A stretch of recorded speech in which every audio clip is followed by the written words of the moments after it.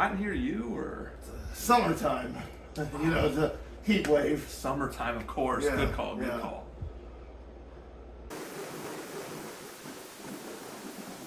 And here we are where it all began, Ninja Gaiden Arcade. Why is there a ninja in a rowboat passing under the Golden Gate Bridge, you ask? Well, let me tell you. This ninja is from Japan and was hired by the US government to take care of a little problem they're having. A crazy cult led by a descendant of Nostradamus has taken the president hostage, and a lot of the followers of this cult have overtaken many states in the US. This ninja is tasked with putting a stop to this crazy cult activity. Now with that brief and absolutely insane synopsis out of the way, let's talk about some gameplay, shall we? This game started the trend of the franchise being very reliant on the environment and interacting with the environment. You can knock people through destructible objects, you can knock them over railings, off cliffs, and most importantly, you can climb and run up walls, even in this game. Like right here, you can see we have our ninjas climbing on two pipes that are connecting buildings while enemies are attacking from every angle. It's pretty groundbreaking stuff for the time. Not to mention absolutely chaotic. Another feature this game introduced that becomes a mainstay, especially in the 3D era, is the guillotine throw. If you jump near an opponent and press attack, you'll wrap your arms around their head and send them flying. You can even do it to your teammate if you wanted to. After traversing the treacherous pipes, you come across your first boss in the game. A sumo wrestler who makes quite the entrance. Now there's not too much to say about the bosses in this game, it's just avoid his attacks, do a 3-hit combo to knock him down, do that a handful of times, and you'll be set. Being a sumo wrestler, the one thing you gotta look out for is his grab. Get hit by that and you're gonna lose a block of health real fast. Once he's done and dusted, the ninja takes a break to get some food, I think. I never really knew what was happening. Screenshot. With San Francisco in our rear view mirror, we find ourselves in New York. Now, arguably one of the most dangerous things here is the drivers. Careful crossing those streets.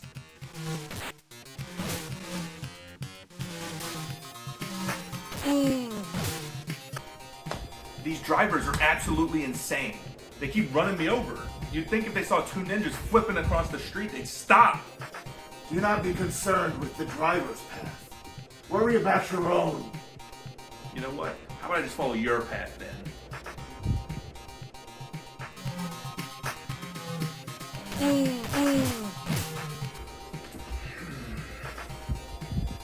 The ultimate ninja must rely only on their own instincts.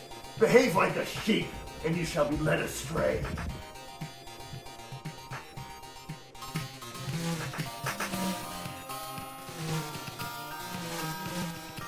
It worked! I did it! Do not get lost in celebration. More trials await. Just when you finish crossing the street and you think the vehicular torment is done, you got some crazy motorcyclists riding around on the sidewalks too. Well-timed guillotine throws will take them right off their bike though. Once you've navigated past all the psychotic road warriors, you're going to come across the Strong Team, our second boss of the game. This is a tag team wrestling duo that can really put the hurt on you. If you watch out for their tag team command grab, you should be able to handle them pretty well. Thankfully for me, I've got a tag team of my own. Navigate the screen, get a few combos on them, and they'll be done before you know it.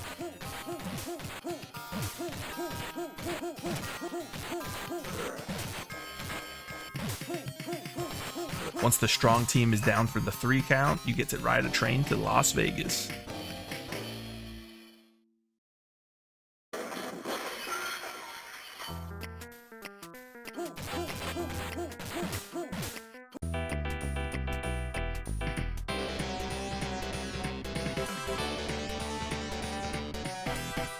Sorry about that, folks, but you know, sometimes the music just speaks to you. One of the first hazards in Vegas, as anyone who's been there knows, you have to climb across a wire while some dangerous billboards, I believe, with bumpers try to knock you down. Traverse slowly and carefully and you shouldn't have too much trouble. Once that's taken care of, you don't get to rest. We have one of the hardest enemies, in my opinion, in the game. Not necessarily hard to avoid, but I've never found a good way to consistently get rid of them. They're on these rope ladders hanging from helicopters, swooping in, trying to hit you with billy clubs. Again, never really found a good way to get rid of them. Just avoid them and they'll leave eventually. Once you've avoided the helicopters and taken out a few more goons, you're going to come across the Las Vegas boss, what appears to be an extremely tall luchador.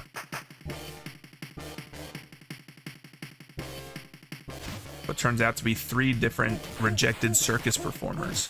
These Vega wannabes have a nasty habit of avoiding your attacks and then retaliating with a claw strike of their own. The guillotine throw surpasses this, as they can't avoid it and you get a big chunk of damage, so the guillotine throw is going to be your best friend here. Strafe past any retaliation they throw your way, hit them with a few guillotine throws, and this boss will be done and dusted before you know it.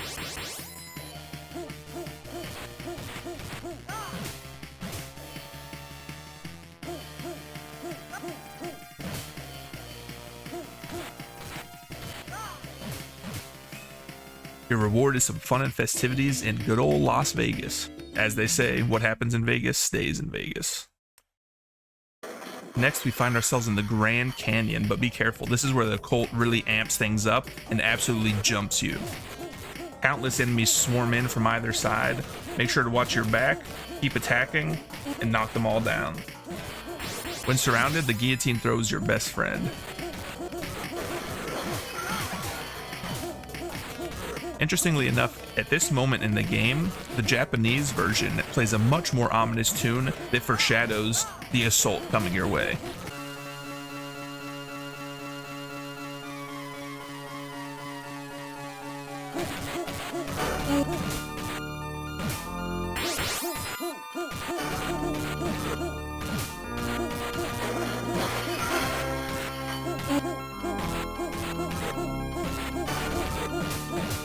Either way, once all the ne'er-do-wells are taken care of, you find yourself at a small body of water where mermen with 20-pack abs will attack you. Yes, you heard me right.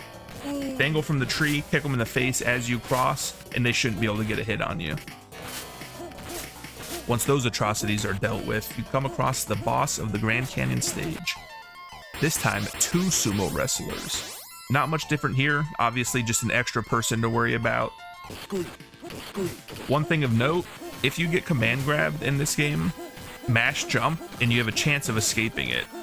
Utilize that, and these sumo wrestlers aren't much different from the first boss. Beat them up, and then you get to move on.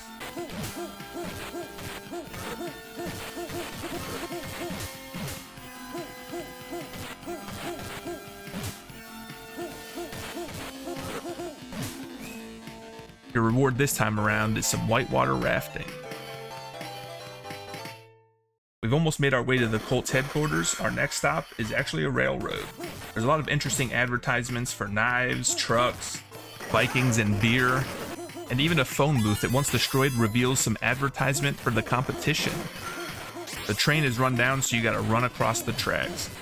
Throw the big guy off the cliff, jump on up, and then you're in for another good jumping. If you're playing co-op, one person can watch the front while the other watches their back. If you're alone, you're in for quite the fight.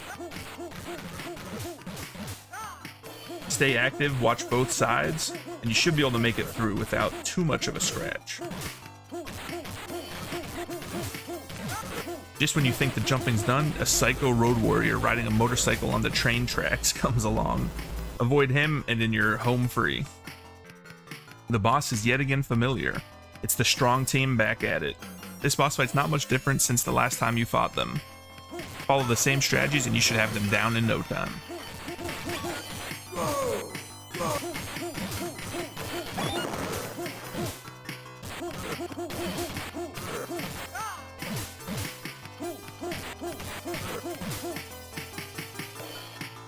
Next up is the Colt's hideout. While rappelling there, you give a thumbs up to some hard-working gentlemen. And here we are, stage 6 at the Colt's hideout. This place is decorated with some absolutely disturbing statues and imagery. The enemies here tend to have more range and pack more of a punch, so you're in for quite the fight. Once you take down a bunch of goons, it's our good pals, the Strong Team. I'm pretty sure Strong Team is just a title and it's different people each time, but I'm just going to keep calling them the Strong Team. Now this fight with the Strong Team is no different. While the fight's no different, if you take a look at the background, you see some of the cult's activities. Some pretty heinous stuff.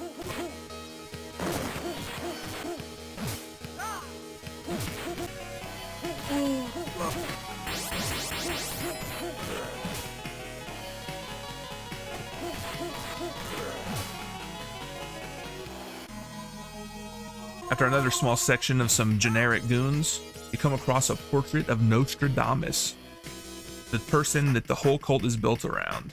Oh yeah, and you also come across some more circus freaks. Now this fight, while mechanically not any different, there's a big threat, and it's that every single attack from these guys is going to kill you in one hit. Abuse that guillotine throw and stay extremely evasive if you want to have any chance of surviving this encounter.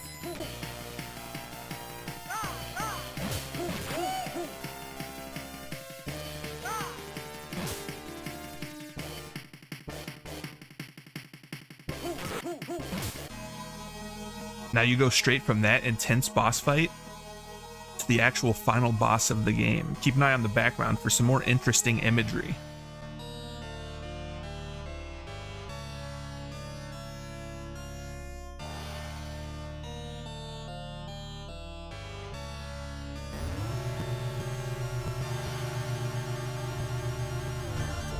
Who the heck is that?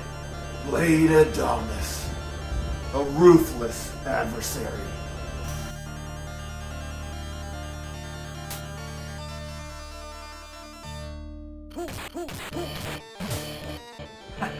Blade Adonis, more like Blade Doofus. All we gotta do is keep double teaming him. You have much to learn. Do not let your guard down.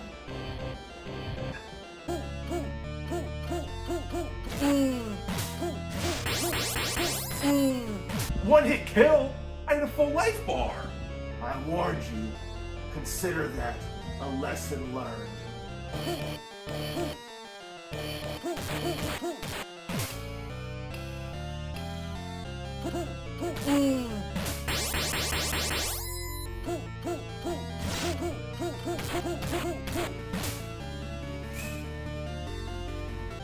Yeah! Get wrecked, Blade Doofus. With the mission accomplished, the ninja heads back to Tokyo, and then all there is to do is admire the credits. Those of you who want to see a full playthrough of the game, I am going to be uploading full playthroughs of each game showcased in this series. So the day after this goes live, the full playthrough will go live as well.